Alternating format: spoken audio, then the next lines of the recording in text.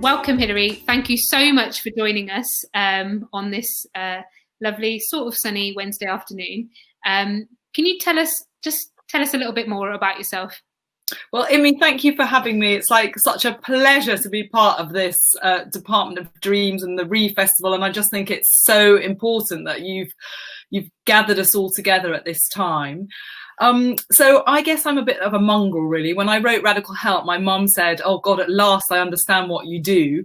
But I think I try to mix kind of ideas and practice. I see myself really as a kind of practitioner, a social activist, and I think what drives me is how can we make social change? So half my work is around actually working communities making that change. And obviously the last 10 years have been about thinking about how we could redesign the welfare state, so focusing on that. But the other half of my work really is about methods and thinking about how can we construct conversations so that we can hear different voices, that everybody can have a voice, that we don't, I think all the kind of ways that we make policy or in the last century have all been about smoothing out the bumps in all the stories so that everything is kind of clean. And in that smoothing out of the bumps, the most important people's voices get lost, or the most marginal, depending on which way you're looking at it. And so that's a really important part of what I do. But the last 10 years in the story of Radical Help has really been thinking, we had this incredible innovation, which was the welfare state that we're really proud of at the end of the Second World War. And it has become very tattered and frayed. And that is partly, of course, well, very importantly, that there's been very little investment in it. But I think just as importantly is the fact that society has changed, that a lot of people were already kind of left out of that settlement. Our families have changed, our work's changed, what we care about has changed, and that we really need to kind of go back to that original revolutionary spirit and think again. So yeah, we're going to talk about that fifth social revolution, and that's really the main crux of what we're going to be talking about today. We're going to touch on COVID, we're going to touch on the future and sort of your hopes and dreams for that. But we're going to start a little bit near the beginning of how I connected with your work in terms of the book Radical Help. I know in the chat and from lots of people that have got in touch over the last few days who especially tuning in for this, that is still kind of near the forefront of things of their minds in your work, and it really changed them. Tell us a little bit more about the premise behind the book, what drove you to write it, and what you've learned in the years since it's been published. What's been happening, what have you been seeing on the ground? And yeah, we'll do some more positive stuff through that as you talk as well.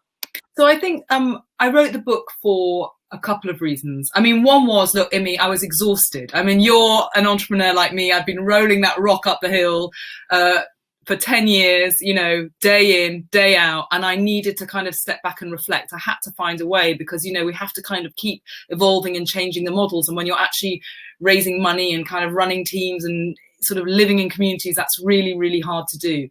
But the other really important reason for writing Radical Help was that I feel like we can't have social change in this country until we can tell a different story about what could be, which again kind of plays so importantly into your Department of Dreams.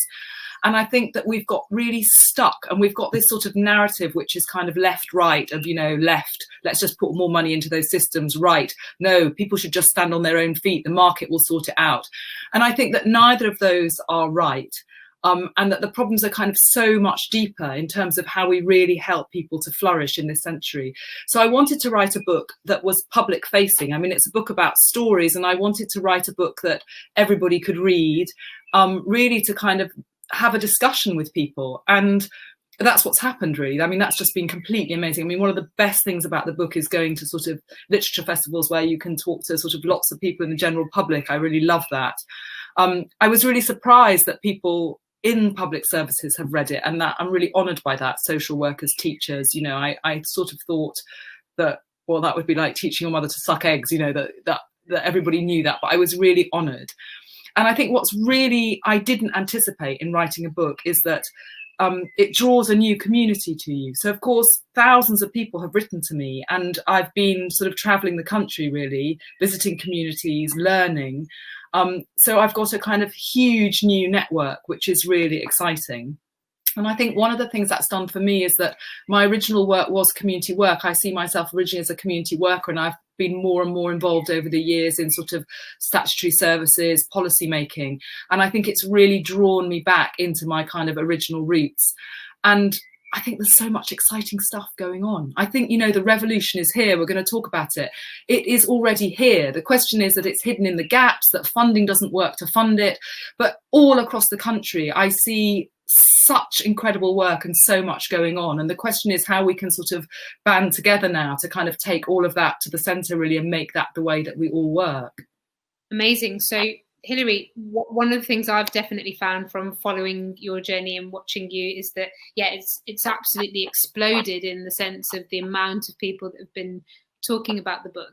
And you talk about the importance of a different story of what we can be, and you know, these pockets of great practice hidden away. Can you draw on maybe one or two stories of that great practice and tell us a little bit of, you know, where is this different story being forged? What examples of hope in the future have you come across through growing this network and traveling the country, and the kind of reaction to radical help, which has been incredible?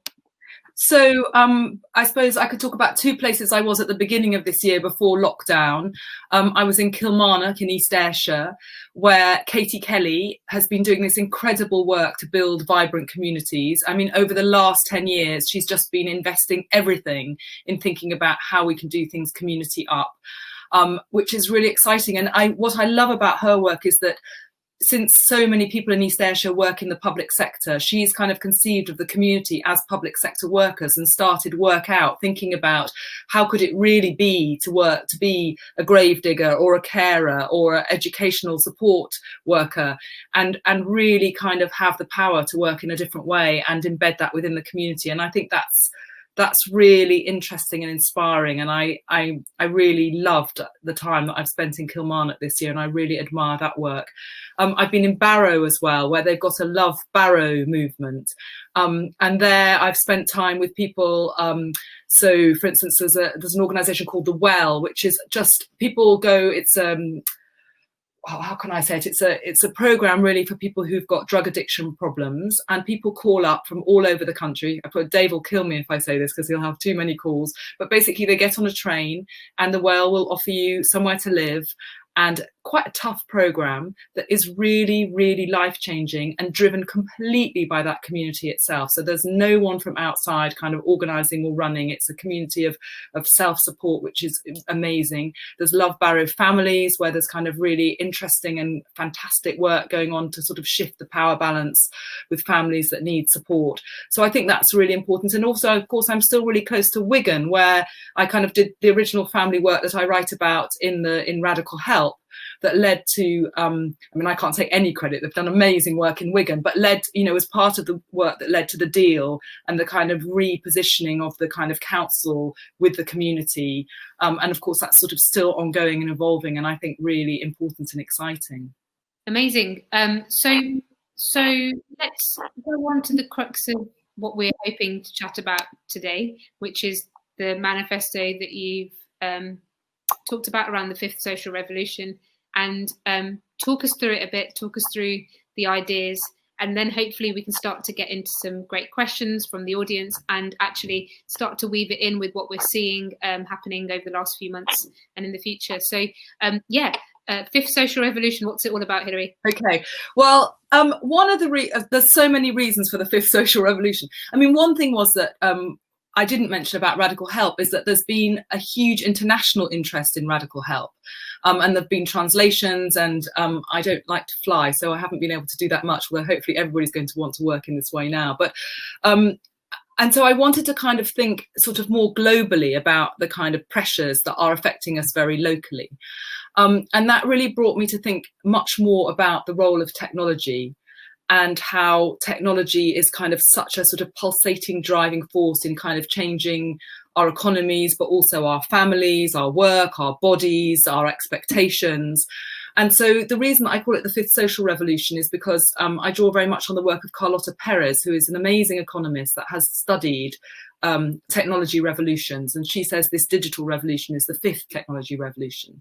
And what her work shows is that technology revolutions always go through a pattern, that there's initial kind of huge excitement around the new technology, there's a kind of bubble and then a crash, obviously we've had that, and then there's usually growing inequality and populism, And what has to happen in her analysis is that the state has to step back in and begin to kind of reorganize in order that kind of, the economy can begin to kind of develop in a different way. But also what I've been looking at is how social systems always change. And so, if you think about the welfare state, it's a perfect mass production system for a mass production society.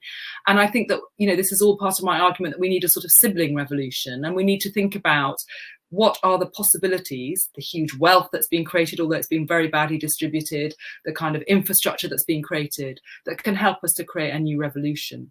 So it's really thinking about social systems within a much broader frame, and in particular, bringing in, which is the work that I'm doing now, really trying to reconnect kind of ideas about new generative economies, Kate Raworth's work, of course, ecologies, with social systems and what they should look like. Amazing. Okay, so I'm sure you've heard this multiple times. We're in unprecedented times. We've seen all sorts of things within the policy sphere and within what's possible in our economy. With huge furlough money coming and massive overnight decisions or U-turns or whatever you want to call them. And so we know that lots of what was previously impossible is now being shown to be possible. From the work that you have done with the Fifth Social Revolution and the ideas you set out in Radical Help, what do you think are some of the big key structural shifts that you would like to see coming up? What should we actually be fighting for? There's a lot of noise out there. Is it universal basic services? Is it universal basic income? Is it, is it a shorter working week? What other, is it the NHS? Is it all of these things? Give us a bit, if you were Prime Minister tomorrow, what are the things that you'd be really fighting for, and what do you think are crucial, and what do we need to be as audiences, as organisers, as activists? What do we need to start really building a case for or getting behind? Well, I think the first thing, if I was Prime Minister, is I would want to kind of acknowledge the kind of huge sorrow and loss that has taken place, actually, because I think that has to kind of be a starting point of everything that's happened. And I know that's affected you as well, Immy. One of the, to sort of take it back to the Fifth Social Revolution, one of the things that I think is really important is how we see ourselves as human beings. So I think all those things that you mentioned just now, many more are important. But I suppose, what's the bigger picture? And one thing I want to argue for is kind of to draw on developments in science and sort of anthropology and so on, and to say that, that we have driven our social systems with this idea of homo economicus, the individual, that is all about kind of finding their own economic path through, is about kind of wealth maximization in the very old-fashioned sense of just money, supported by a kind of idea in biology and sciences, which is around, the kind of survival of the fittest and the selfish gene. And all of that work now has been discredited. And yet, because we don't kind of talk of something else, it's still somehow informing the way that we think. So it is true that, we've been able to pivot and give out money, but there's already the sort of conversation about who deserves it and who doesn't and so on. So I think the first thing is to think about, ourselves as integral. I have this idea of sapiens integra, the idea of the integral human who wants to connect. We're defined by our relationships, by the kind of purpose we find in work. And we grow through this kind of, through capability and this connection with one another. So I think it's really important to kind of, the part of the revolution has to be to kind of rethink what we want, which is wealth in the broadest sense of, richness of human life. And from there, I think we can design some very new things. And one of the kind of exciting things that I think has happened in this revolution, in the time of COVID that feeds the revolution, is that we've had this massive experience of participation, that people have got involved making masks, helping their neighbours. This kind of huge social infrastructure has kind of taken place and taken root. And I don't think it will last, of course. We can't expect that it will go on forever. But for me, the nexus is around kind of good work that fits into a green transition, and therefore some form of transition income to make sure that people who are in work that is not part of that can really retrain and have good incomes, and how that links to kind of care and the wider way we live. So I think that what we've seen sort of mushroom in terms of social infrastructure is really interesting, because if we take, you mentioned care in the NHS, we obviously need a system of care. And I think perhaps people who really thought that there was some system of care have finally been disabused and have learned that we haven't got a system of national care. But I think one of the reasons we haven't advanced is because everybody thought, oh, we've got to build some sort of mass production system, some kind of sister of the NHS. And now we've seen that actually we don't need to do that at all, that we can start local, that we know how to take care of each other, that just sort of some quite small but important inputs can lead to a really human way of caring for one another. So I think it's things like that that I would really want to be building on going forward. Yeah, I'm really fascinated by that because you know, one of the things that even in my own experience, care has always played out at a sort of household level for us because we've lived in intergenerational families, and then we sort of lean on any external things that we might need as and when we need them. And I was watching the Skoll Venture Awards last week, where a social entrepreneur from India was talking about how actually instead of trying to build a massive institution for care, she was focusing on how families who live and care in an intergenerational way can just pick and get the support that they need at a local level and really lean into those web of relationships. And I was really fascinated by that because she was sort of presenting to a bunch of venture capitalists who actually did understand it in the end, that, you know, there's something about starting from this moment of distributed, local, and not these huge institutions. The other thing I think has been really interesting in COVID, and I don't know what you've seen in where you are, is that so many of the top-down processes to create networks of care and supporting isolation and mutual aid, you know, that came from the state really were underutilized, and those local networks really came into their own. And actually that's where people found support. That's where people organized food deliveries at the unit of the street, of the neighborhood. So I want to ask you a bit more about that and bring in the question from Jess, which is about what is the role of local and neighbourhood-based action and engagement in the fifth social revolution? Okay, well, I mean, I think it's really interesting because we've really seen how centralised systems struggle, whether it's kind of centralised medical distribution systems or kind of supermarkets where the queues are really long but local shops are really well stocked. I mean, from sort of beginning to end, we've seen about the local. And I think that one of the things that sort of I learned through the work in Radical Help that's really played out in the sort of, I mean, if we take the national volunteering system that nobody used, is because nobody wants to feel sort of beholden to somebody else or that they're kind of needy. And so those systems, I mean, I could see what was going to happen because those systems were sort of built on the idea that somewhere there's some poor needy person and, you know, some well-meaning person's going to get in their car and ride to the rescue. It was completely the opposite in everything that's happened at the local level, which is that it was just kind of reciprocity. It's that I'm your neighbour, I'll lean over the fence. Do you need a chat? Do you need to borrow whatever it is?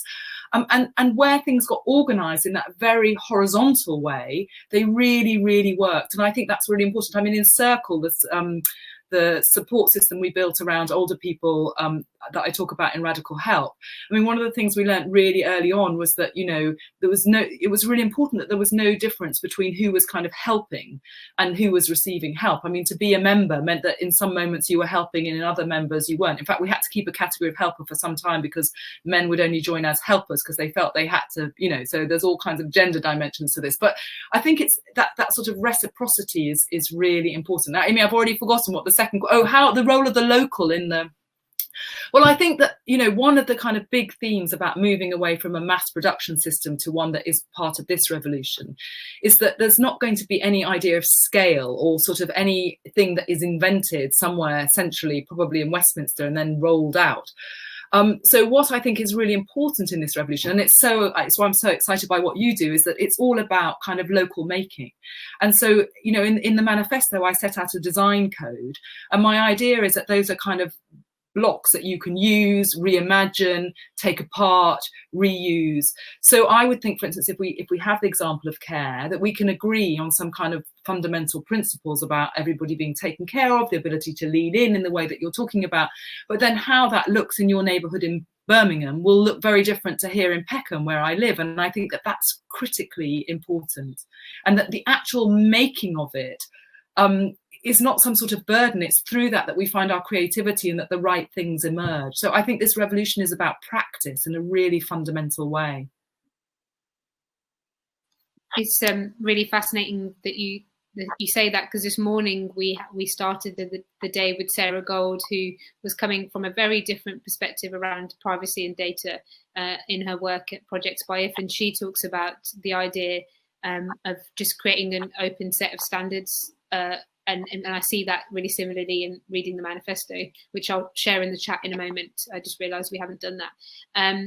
But the other thing that's really important is the idea that, but just to say that also that the tools are in our hands, because just because you mentioned data, I mean, in the role of technology, this is, I really make a distinction between a health app that somehow sits in the cloud and feeds you back data and kind of takes you even further away from your own body, to kind of the tools that we have in our communities that can do similar things, but we own, we control, and kind of work in a completely different way. So it's about all of that, but in our hands.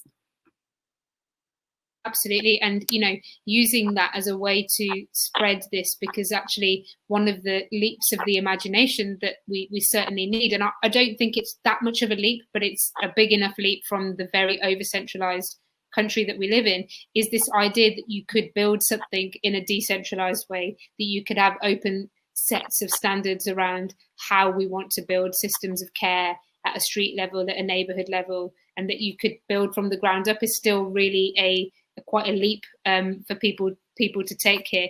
But what we've seen during the lockdown in the pandemic is that that has happened without resource. That has happened after 10 years of stripping of as much away as possible from a community level, and people still organised. And I'm endlessly fascinated by what would happen when we actually invest in that, and when we actually value that, and we actually think, oh, this is what we're designing for.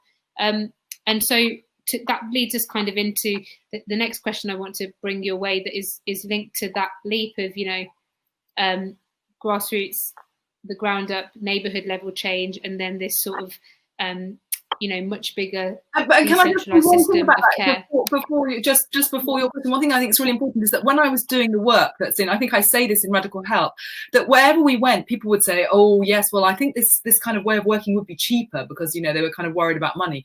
But people here would never participate. And of course, as you know, that's never true. I mean, obviously nobody will participate if somebody at the top says, you must now do this. But if you're actually growing your own thing, and I hope that something that will come out of this is that people will abandon that idea that people will never participate, because we've seen spontaneously everybody has. But anyway, sorry, you were going to ask me something else. No, absolutely, I completely agree with that. And we've seen that so many of the things that are barriers to participation are around time, around resource, around precarious living, around who's on the front lines. And so it's a good point to segue into Rhiannon's question. Thank you for your question, Rhiannon, which is, how do you see the intersection between this social change that you talk about and policy change?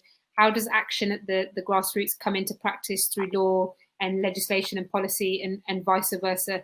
And having worked in both, how do you bridge the two and decide where to focus your energy? Well, it's a really good question, Rhiannon, and thank you for joining. I mean, one Anne-Marie Slaughter in the US, who had a kind of key role under the Obama administration, has written a book called The Chessboard and the Web, which is actually about foreign policy. But I think it's a really interesting analysis, again, of sort of how policy is stuck in this kind of mass production system, and how we need much more kind of web-based systems. I mean, I think I try not to despair, but I think that we do have a huge challenge, because the gap between the sorts of people currently making policy and the lives that we're living are so enormous. And so, with recent meetings with officials, for example, they're still talking about marginal improvements in existing, 19th century, 20th century systems, which we know don't work. So I think one of the really critical things will be to think about how those who make policy are involved in practice. They have to kind of touch it. And, I think everybody, making policy should come and do a stint at the Department of Dreams or Civic Square. I'm sure you don't want everybody, but to actually have kind of that has to be a critical part of your training and your formation to move forward, which is actually having kind of lived this work and understanding what it means and understanding the lives. You know, we're a very diverse country. We all need to be kind of T-shaped and understand people who are, we can't understand everyone, but, you know, have that facility to walk in others' shoes and understand people who are different to each other. And I suppose what I've tried to do is kind of be an insider outsider, and I've sort of ricocheted between the two of kind of getting so far with the work that I do and then thinking, but if I don't kind of lobby on the policy side, I can't grow. I'm kind of stuck within the frameworks that are there. I really think though that, you know, even in the decade since I sort of started the work that's in radical help, there has been this profound change in understanding that this is necessary. So when I started, you know, the experiments that are in radical help, people did think I was crazy. 10 years on, the question is, okay, how do we do it? It isn't like, oh, that's a really crazy idea. So that's a really important shift in mindsets that will help policy. But there's still the tools of the policymaker, and the mindset is not right at the moment. And a lot of work needs to be done there, I think. I'm going to move straight into a question that links again from Susie Finlayson, who's been here all day as well. So hi, Susie, and thanks for all your lovely questions. What do state systems need to do to shift to facilitating and supporting these reciprocal community level systems? And to give you a bit of a heads up, I can repeat that again, Hilary, but I'm going to start also moving into some of the nerdy questions about finance, because we know so much of this is about how things are financed, accounting for future liabilities and costs. And I'm interested in whether you think that that's a conversation that will actually start to be taken seriously at the state level in this country, as we see that, you know, the impact of what happens when you strip everything back and how much more it costs just to keep people like from falling completely into despair. And as lovely as what Marcus Rashford did was, you know, like, how do we make sure that, you know, it's not footballers that are having to make the case for school dinners for children, and in fact that we can understand that all of these things are a knock-on effect. When we don't invest in them, we pay for them later. But to start that question, I'm going to go back to the point, which is, what do state systems need to do to shift to facilitating and supporting those reciprocal community level systems? And I'm going to invite you to kind of, like, I know you're an absolute radical, but like for so many of us, it's so hard to imagine what could be next when we're sitting in the current ideology of this government. So I'm going to kind of like let you just go tell us more broadly, what do we need to do and how do we get there? Well, the first thing is, I mean, the reason for the manifesto is that I really think we can't, I mean, we'll come back to finance, but the bigger question is like, what is the economy that this sits in? Because just to kind of talk about the school meals, I mean, what I can't get out of my head is how, I mean, it's brilliant that, you know, now we're going to have school meals, and I work in communities where that is absolutely critical. But how can we have become an economy where we have to provide free school meals? I mean, people hated Margaret Thatcher because she was the milk snatcher and they worried about kids not getting milk. But now we live in an economy where families are working so hard and they can't earn enough to feed their kids. It's like, that's the question that we need to be focused on. But that isn't the question that you're asking me now. You're asking me about kind of what we can do in the system. So I think if there was a kind of motto for radical help, it would be take care of everyone. Because one of the things that I think is really important is that the systems we've got are very punitive for people who have to use them and very punitive for people who have to work in them. Like, it's, you know, really very, very difficult to be a good teacher or a good social worker in the kind of systems that we've got. So sort of two things need to happen, or a lot needs to happen. But one thing is that we need to think about what are the things we could do in the frameworks we have to liberate the brilliant professionals to work in a kind of human and relational way. And so quite a lot of my work, like the family work, has been about that. It hasn't been about doing anything. It's been about allowing people to work in a way that they would humanly work if they could, if they weren't kind of in these risk structures and, you know, monitored by this and measured by that, and, you know, 80% of your time filling out a form. So I think that thinking about that, and the question would be in the system function, is in the system side of it, is, you know, if we think about this as a human relationship, what do we need to do next? And what do we need around us in order to kind of think about that, not as a transaction, but as a kind of thing between me and you, human to human. But then the other thing is that obviously the kind of funding does need to flow that way. And at the moment it doesn't. It flows around managing risk, which is extremely expensive and extractive.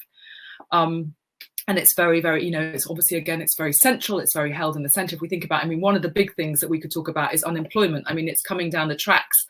And, we need to be in there now thinking about how this isn't going to be the 1980s. And it is a moment of kind of retraining. We've got universities going bankrupt. So we've got massive capacity. We've got an economy that needs to move from dirty to green. There's just so much possibility in there if we think kind of system wide.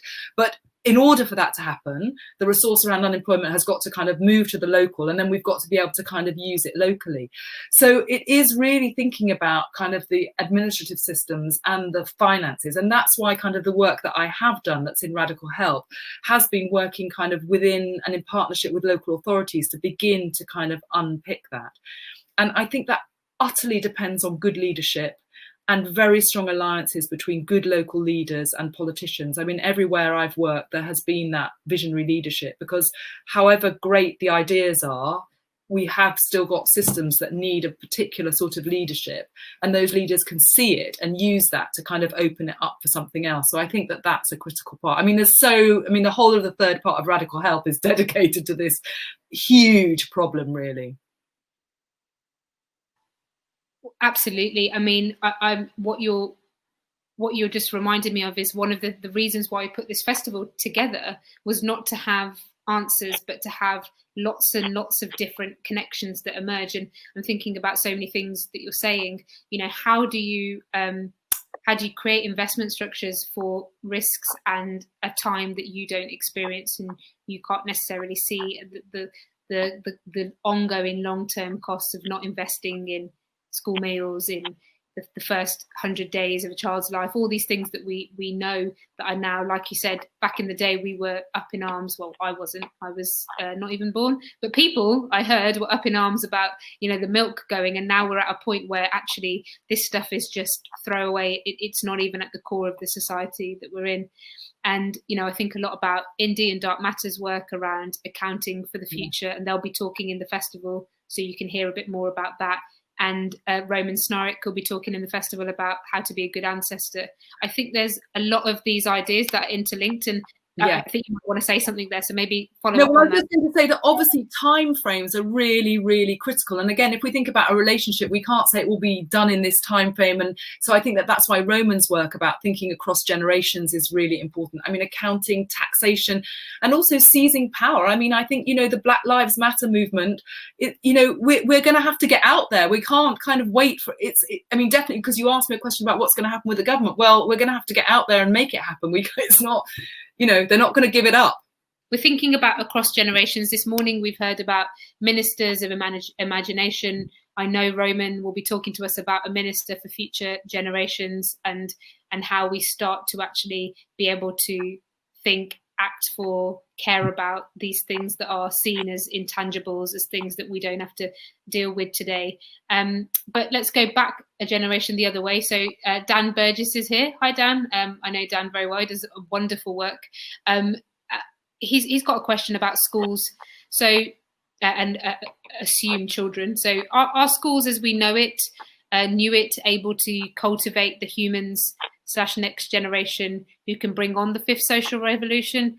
And where do you sit with forms of schooling, learning, unlearning, hybrids of unschooling, community networks, place-based options alongside schools? Are you seeing anything like this along those lines in the UK? I'm fascinated by this because I've got some thoughts on it about what's happened in COVID. But first of all, let's go to schools and learning and future humans. Yeah, the answer is no. I think it's critical what happens into our education system. And it is really interesting that education has been the kind of biggest car crash of this. When I can't, I'm a mother, we've got homeschooling going on downstairs. I can't, and the inequalities of what has happened is just, because I'm living in a house where there are a laptop and a good, as we can see, broadband connection. But, that most people I know, that's not the case. And so, and the idea, that everybody's going to sit the same state exams. So there's the whole kind of inequality thing, which is just, well, I'm sort of almost speechless with kind of rage about it and what's going to happen.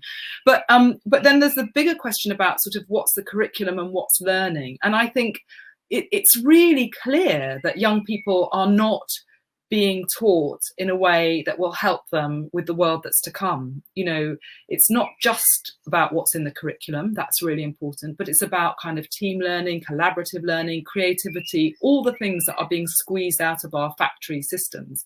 And I think it's also not a coincidence that we've got such enormous levels of stress within our school children as they're kind of squeezed through that machine.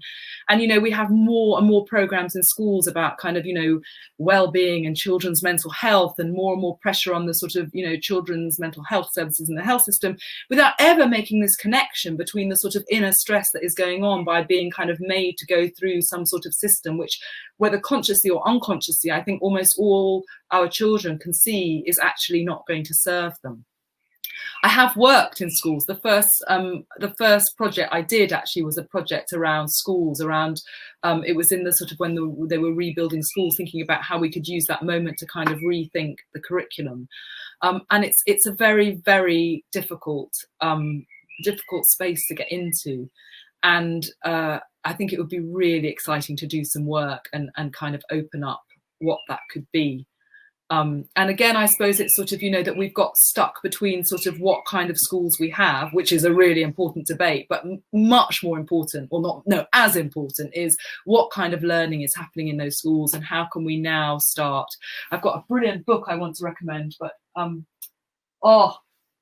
my memory isn't good enough after the sort of car crash of my head, or door crash of my head. And I normally work in the car park in Peckham, and it's on the shelves there. But anyway, I wanted to recommend a book. If it comes to me, I will, that I think is really important into this thinking. Yeah, absolutely. This is while we're on schools and what we've learned from, the last few months, and I'm, we're still in the middle of it, right? So let's not pretend that we have like nicely furnished ideas of what we've learned from it. But there's something about the conversations of alternative schooling, what our schools need to be doing, but also a lot of your key concepts that also appear in the manifesto around work and care. We've definitely seen that life has changed. I mean, in my own team, I see it all the time. Those with children are doing like multiple full-time jobs all the time at home. And I'm interested in like, what are your thoughts on this? Because if a particular demographic of this country is able to talk about the future, it's going to be one where we can work at home and it's all fine, and employers are going to save costs, and maybe schools and the care system will change and become even more precarious, because the experience is one of, we can kind of sit and work at home and that's fine, but we know that hasn't been the experience of the vast majority. And we also know that being at home and homeschooling and trying to work has also not been the utopia. And Dan, feel free to write comments in about any of your thoughts on this. But, what are you seeing here? What's the interplay between work and care, and what we're starting to see happening, and the disproportionate impact on the same people with care burdens and responsibility? Yes, because of course, also one of the critical things about schooling is having a social life, so it isn't just, on the one hand, for some families, homeschooling might have been great because they could do more of the curriculum they'd like to see, but not, you need social connection. Obviously, one of the most important reasons that I think we need to rethink the welfare state is because care was left out. And Beveridge, who was the architect of the welfare state, didn't know what to do about it. And he thought about it for a long time. And in the end, he sort of swept it under the front door and said that, women will do that work, of care for children, care for older relatives, care for the community if nobody else is around. And that sort of more or less lasted till the 1960s. And after that, it's been, there's been kind of terrible fractures because we don't want to do all the caring, we the women, and also men, many men want to care.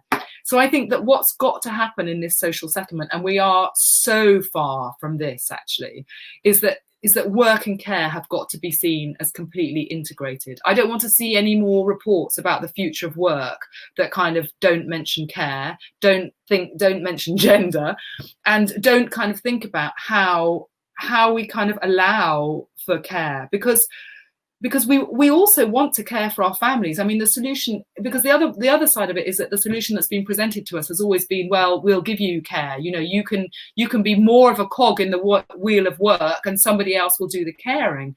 But to go back to what I was talking about, of sort of, if we see ourselves as sapiens integra, you know, I want to have time with my parents, and I want to care for my children, and I want to kind of do the activist work that is my sort of purpose and energy in life, and really thinking about how that works across a lifespan, across a day, across a week.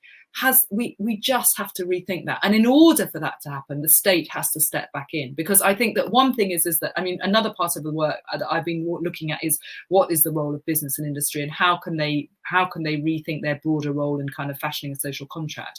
But that is impossible to think about unless the state plays a different role in beginning to frame what should happen.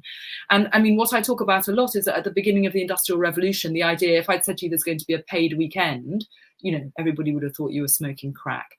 But, you know, of course, well, I want to be careful what I say, because, you know, there's many people who are still struggling to get a paid weekend back at the moment. But it's within our mindset that is a just thing to have.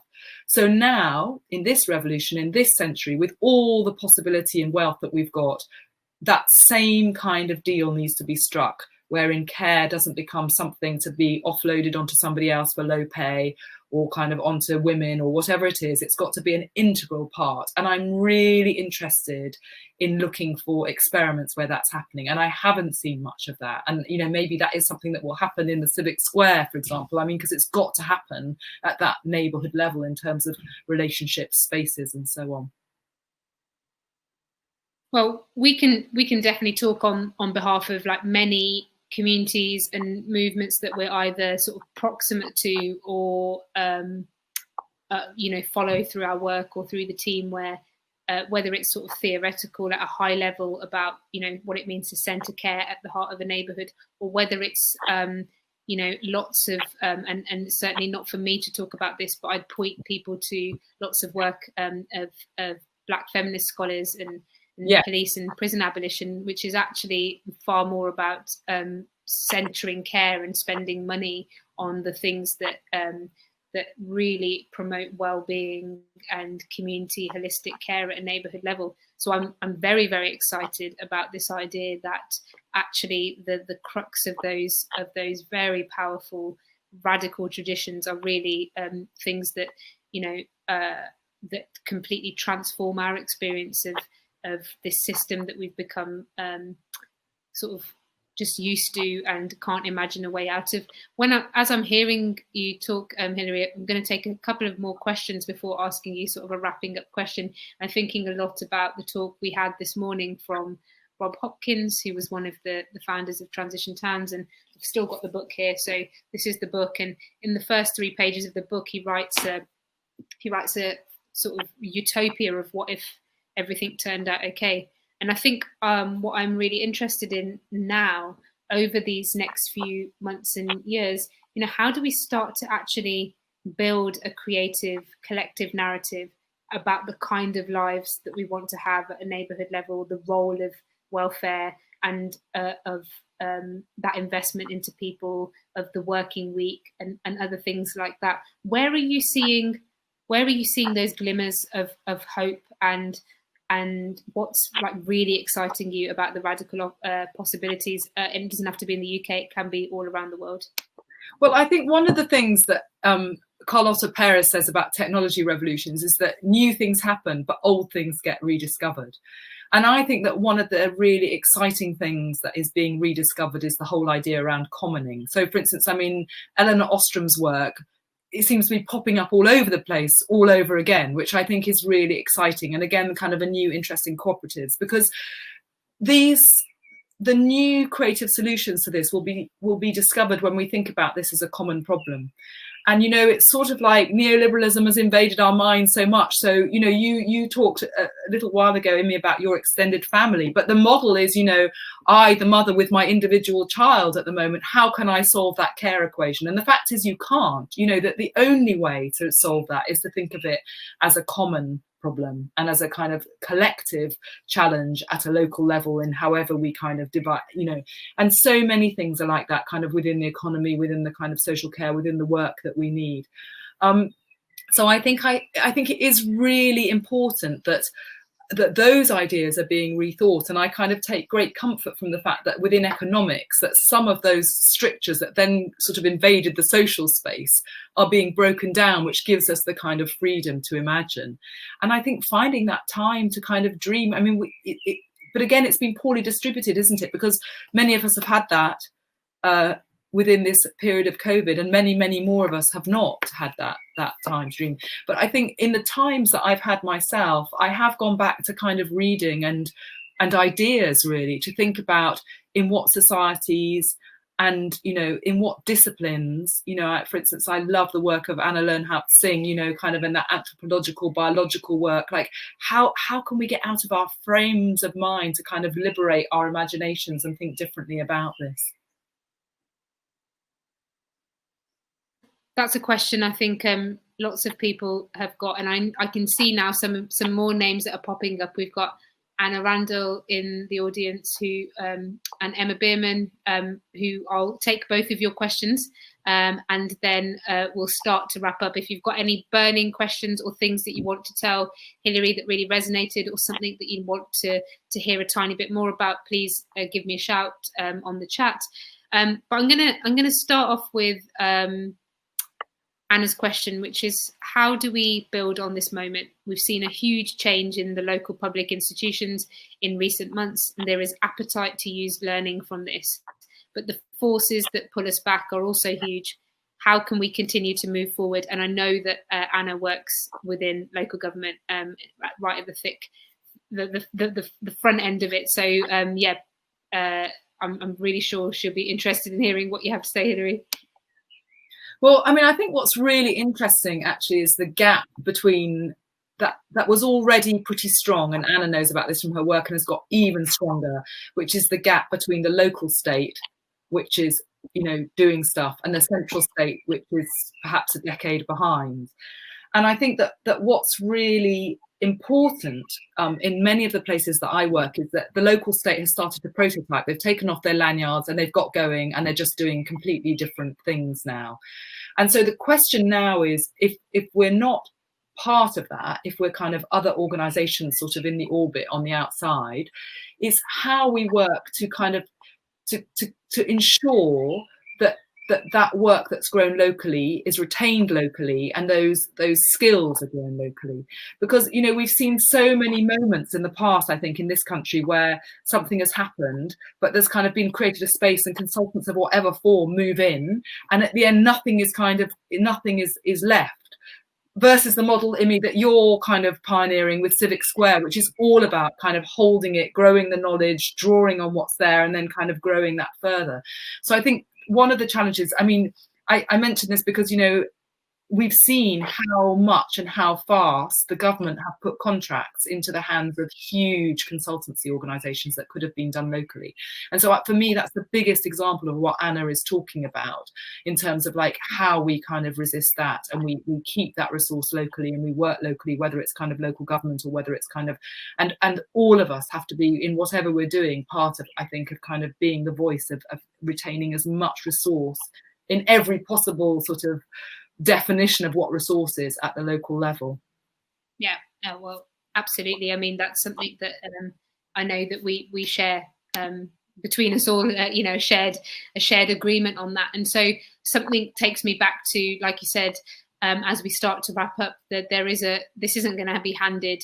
This is going to need to be fought for. There's something about the revolution part of the fifth social revolution, about going back to that root, and we've got a question from a revolutionary I know in Leeds, and I kind of want to it's quite a long question, and I think maybe reflection from Emma, so I'm going to just share that, and Hilary, as I'm talking, if you can sort of gather up your most dreamlike, hopeful things for the future that you think that we all need to think about, that would be really wonderful. So Emma says, do we have a collective societal point in time where there wasn't poverty that we can point to, where we didn't have some version of deserving or undeserving poor. It strikes me that we have normalized and conditioned or indoctrinated to believe that there will always be a pecking order, and imagining otherwise seems to be a leap of imagination we don't seem capable of. Can we paint, share better pictures of what a nation in which everybody flourishes could look like? Have a moment to think, Hilary, but also just share your reflections on what Emma has said. I mean, I think it's a sort of biblical "the poor will always be with us" idea. But I mean, one of the things that I think is so interesting about looking at this through a historical lens of technology revolutions is that what you see with every revolution, starting with canals and railways and so on, is that eventually, after a struggle, the new wealth that's created is used to sort of to basically include a different class. So, you know, I mean, the idea of the kind of mass welfare state was that many people, sort of a mass blue collar working class, to use the language of that era, you know, were included in really good housing, good education, good healthcare systems. I think what's more and more evident to us now is not only that many people were left out, but also a lot of that gain was made on kind of other bodies that we couldn't see or chose not to see or exploited in other ways, and a very strong race element in that, which I think is really important to talk about. But the point for now is that if that's sort of what I kind of want to grasp in the idea of the fifth revolution, is that it would be, we can't sort of think it could be nirvana, or we can. I mean, I think we should hope to get as far as we can, but it would definitely be within a historical pattern, and therefore something that is completely conceivable and possible. That the wealth of this revolution means that we can really think differently about who is included, and how flourishing really could be something for all people globally, everywhere, because, you know, that is the kind of upside. One of the reasons that I think relationships are so important in that, and, you know, this goes back to your very first question about why I wrote Radical Help, is because if we don't know people who are different to us and we don't have those relationships, then we can't imagine and we can't start to build that. And so one of the things that was really important in the post-war welfare state was this idea of bonding relationships within communities with people who are like you. And now I think the most important thing that must happen in the way that we design and think is this idea of bridging relationships. Like, how do we design to encounter in normal ways, in everything we do, from kind of buying our food to going to school, to really build relationships with people who are not like us? And that has to be kind of at the core of what we design, and making that feel, you know, comfortable, natural, joyful, playful. That's what's important. Yeah, we had a moment this morning where one of the speakers talked about making the future irresistible, and I'm fascinated by that. Now, there's tons of questions in the chat, and I'm going to speak to Catherine's question in a moment, but to say that Hilary's got work on the fifth social revolution. It's online. There's a draft to beta that you can start to get your teeth into.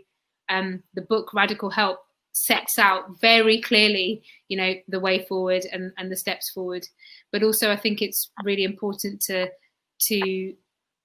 you know, take that point of how much we're going to need to fight for and imagine this future in really bold ways. And we've already seen this week with what the country's prioritised in how lockdown has happened, and even the wording around it, to get out and shop till we maybe literally metaphorically drop, you know, is worrying to me, because it creates narratives of what matters, what this country values, and this very simplistic idea of what it means to get the economy going, as if it doesn't matter at all that, you know, I can't see my family, but it's okay because I don't make myself feel better by going shopping, right? And that's not to take away at all from the needs people have, and the shopping that they do need to go and do. But, you know, there's something really terrifying for me about that, because it's the national feeling, right? It's a conversation that you see on the front of the papers, on the TV.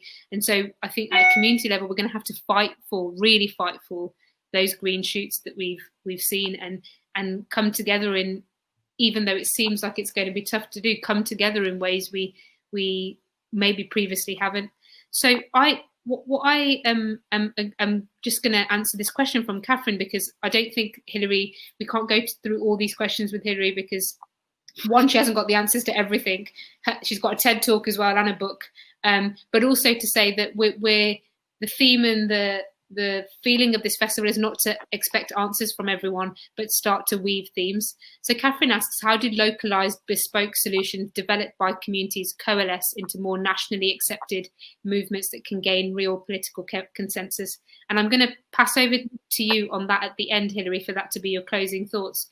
But to say that, you know, I certainly don't have the answers to that entirely, but in the area where Civic Square is based in B16 in Birmingham, we've seen so much incredible energy from the local community. I can see Carolina's in here. She was one of the people that really pioneered connecting so many of all of those assets in the area. We've seen growing on sites that were previously unused. We've seen the hub of the emergency food response. We've seen food drops and a potato project that saved harvests from a farmer that's got all his orders cancelled, and that they managed to crowdfund. And we've seen so much incredible work. And so I don't know whether and Civic Square is predicated on this. The work we did at Hub before Civic Square was very much about, let's create a version of the future, or the best that we can, right? Let's create the best we possibly can and see what it means to centre care, to be together, to try and break these business models and these binaries. And there's absolutely no way we got it perfectly right. Of course we didn't, right? Hundreds of years of systems haven't managed to get it perfectly right. We certainly couldn't. But centering love and care at the heart of our organisation, and dealing and learning about the challenges and the mistakes, was something that was really important to us. The bit that I don't know, and what I'm watching with so many of the radical movements that I've, we've been privileged to see and be part of or watch unfold, is that I don't definitely know that the work we're doing today will turn into it being scalable next year or 5 years from now.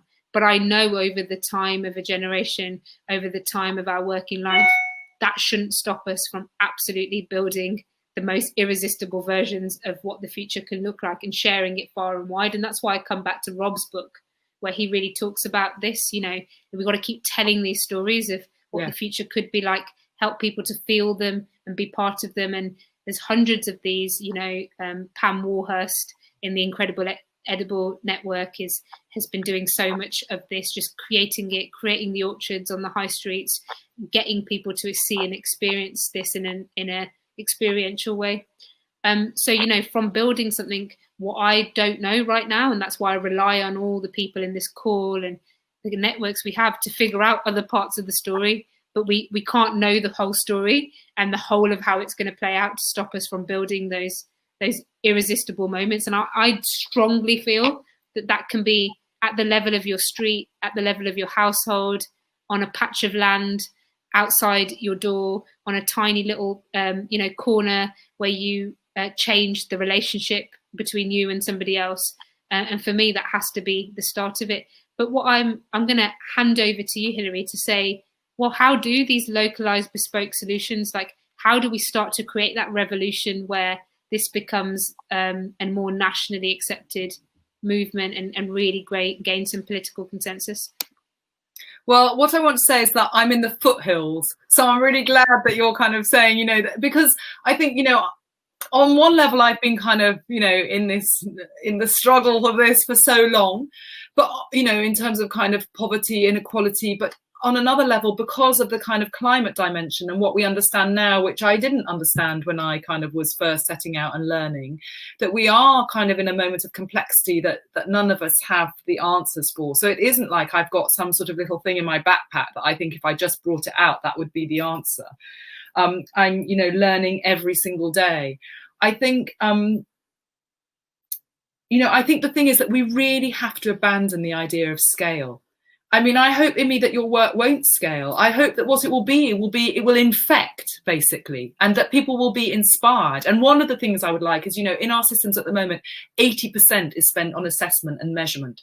Imagine if we took that 80% and said, this is a resource for everybody just to learn from each other. Like everybody in Barrow and, you know, Kilbride, get on a train now and go and see what Immy's doing. And, you know, she'll come and visit you. And I mean, that's the kind of thing that we need, really, not scale at all. I think of it like mycelium, you know, that we're kind of growing this kind of fungus, which is getting stronger and stronger. And sometimes the kind of stalks are snapped down, but underneath, you know, in the kind of humus, we're kind of actually getting stronger. And one of the things about the social code that I've tried to put out, and it is just kind of a beta, in fact, I've done another version now that is, I think, moved on a bit from the one I've got online, is that the social code has to be a bit like a jigsaw. So it has to enable us to kind of fit together, you know, the work that I'm doing with the work that you're doing, that we design things that aren't kind of boundary, but have this ability to connect and grow and spread through those connections, and that we can recognize each other, because the way things are funded, we've all got to, you know, traditionally try and compete with each other, but we've got to know, like, you know, who is really doing this work and who can I ally with, and who's talking about doing the work but not really doing the work. I think that's also quite an important distinction. I don't know, you know, some days, you know, as this has gone on, I felt, you know, despair, and some days I felt positive. But one thing I do think is really important, that I suppose would be my kind of closing remark, really, is that participation is the most important thing. And, you know, I think we need something better than our welfare state. Obviously, it was actually a revolutionary moment, and it came about because people participated in the Second World War. And in that participation, they saw that the kind of lazy ideas they had about, you know, poor people somehow not being quite good enough rather than facing structural barriers, or people from different countries being kind of somehow different and not able to, you know, whatever it was, people had to kind of muck in the trenches, you know, on the home duties. And it changed the way that we saw each other. And that provided the sort of fertile ground for something to happen. And I do really think that has happened now. And I do really think that participation in, you know, everything that you've already done, Immy, but also what's happened in this COVID moment, it has given us something really special. People won't forget it. You can't not know your neighbour now that this is over. You know, we've had this experience. And I guess that's why, you know, I'm so honoured to have been with you this afternoon. And I think what you're doing is so important, because it is, as you said, continuing to tell the stories and taking what we all know and we live and we know could be out of some realm of like, oh, this is this magical future that could never happen, back and kind of taking it to the everyday and saying, this is happening now. And that's what we've got to fight for, that this is the reality. It's not something we're imagining, and we can build on it.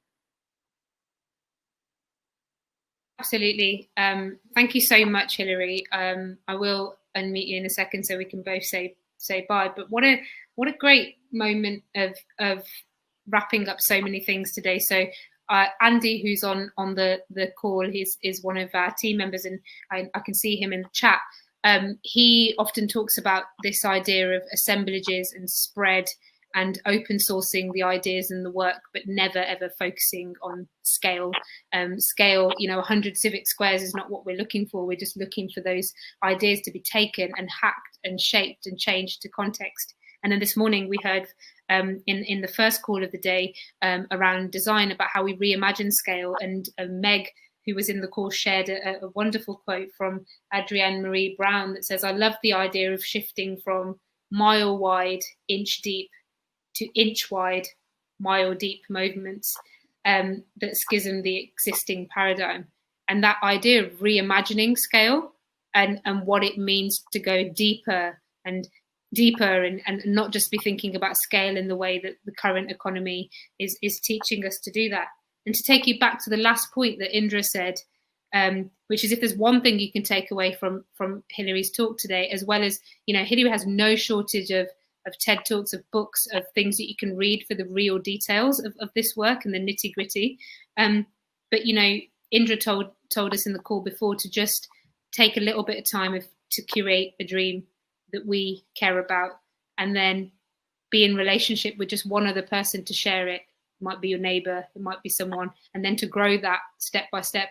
I think, you know, a part of the work that we can all do is understand our roles within the system, the relationships between us all. We don't have to be a Hilary or a Civic Square to be able to start tomorrow about a tiny small vision that we want to start building that irresistible future together. So I really encourage you to have a think, have time to sit back and reflect on this call.